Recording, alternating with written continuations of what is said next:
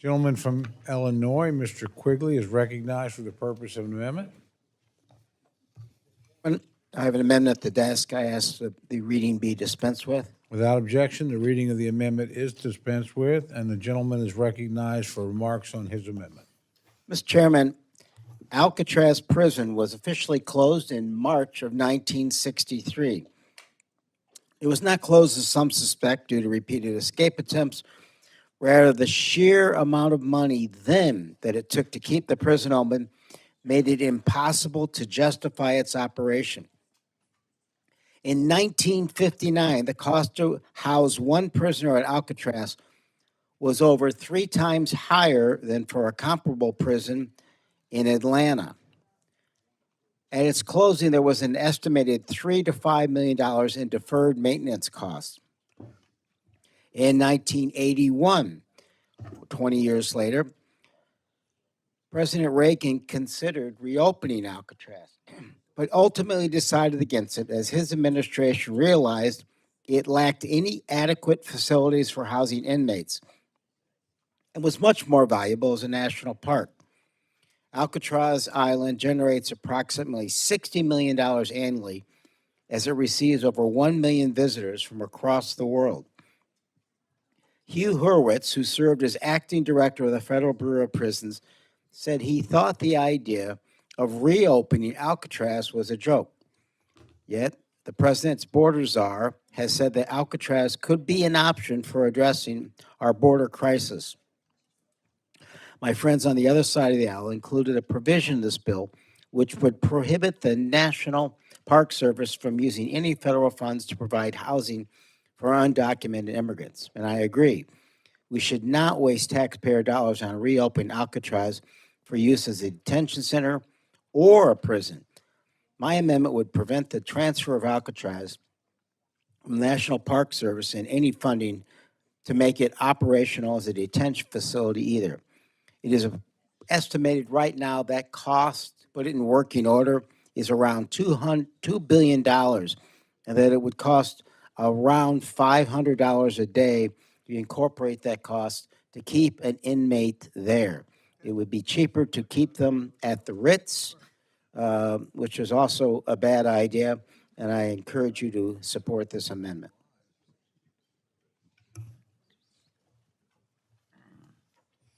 Thank the gentleman. The gentleman from Idaho, Mr. Simpson, is recognized to respond to the amendment.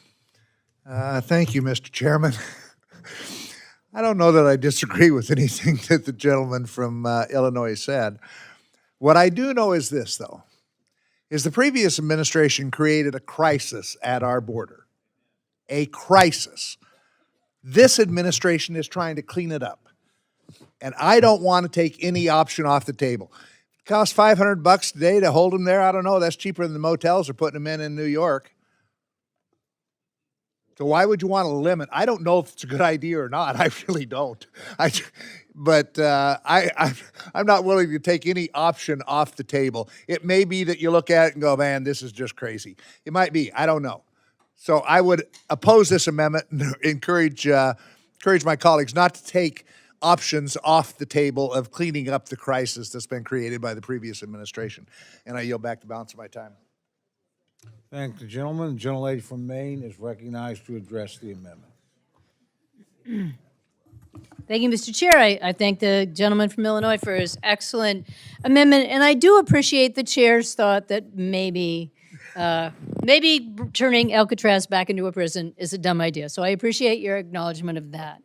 But I do have to say that anytime one of this administration's dumb ideas comes up, generally the defense of it from the other side is, oh, there's been a crisis at the border, and we're just going to have to do this because you guys did that. So I'm not going to debate the crisis at the border. That's not the subcommittee we're on today. But I do want to clarify, the president's plan is not to turn this into a border detention center. The president's plan is to turn this back into a prison, like a real prison that you go to when you break the law. You break into someone's house or you commit a murder. This is yet another prison. So on the face of it, I wish that we could just all say, this is just stupid. We're the Appropriations Committee. This would cost $2 billion. This prison was closed in 1963. At the time when this prison was still operating, it required, where did I see that? Something like 1 million gallons of water had to be transported out to this island just to maintain the prisoners. Yeah, 1 million gallons of water per week had to be shipped to the prison. So that's just one of the many costs of operating a prison like this. It's deeply impractical. It's now best used as a national park. I think it must be a lot of fun to go visit there and see what it looked like, to see this prison on an island and to see the celebrated Alcatraz that no one could ever escape from, allegedly. And it belongs in the National Park Service. $2 billion. This is the administration that has talked us to death over fiscal responsibility, about cutting waste, fraud, and abuse. How could you not say that was going to be waste, fraud, and abuse? And just to put it into context, $2 billion is exactly what the administration put into their allocation for the national parks. So they're willing to spend as much on converting this back to the prison as they do on all of our national parks. So if we're going to free up this kind of money, could we just put it into the national parks? I think they could greatly benefit from that, particularly after this bill that we're debating today cut the National Park Service by $213 million, that the Big Ugly bill rescinded $267 million per park staffing, and that we haven't approved the Great American Outdoors Act, so we don't have that long-term investment in capital needs in our parks. All of you either represent a national park, care about a national park, and know that every one of them has great needs. That the staffing has already been cut, and there's not enough staffing this summer to meet the need of all the visitors who want to visit our parks. So could we just go back to saying, this is a dumb idea, this is a misuse of $2 billion. We want to be the Appropriations Committee that talks about waste, fraud, and abuse, that only applauds and allows for good ideas, and we want to support this amendment that removes the possibility of turning Alcatraz back into a prison. So I encourage you all to support Mr. Quigley's amendment, and I yield back. Thank you, gentlelady. Are there other members wishing to address the amendment? Seeing none, the gentleman is recognized for 1 minute to close.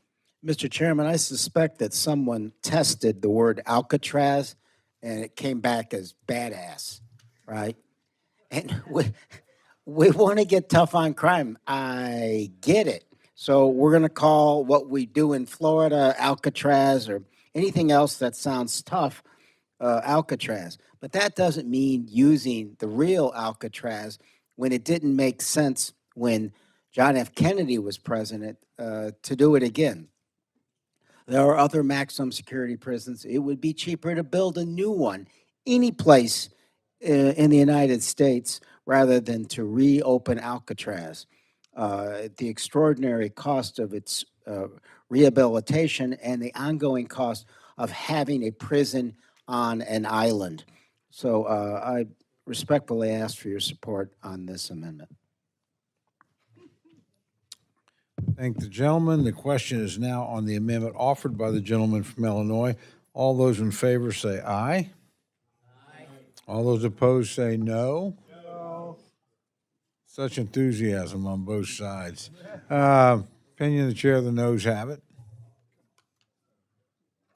And the amendment is not agreed to.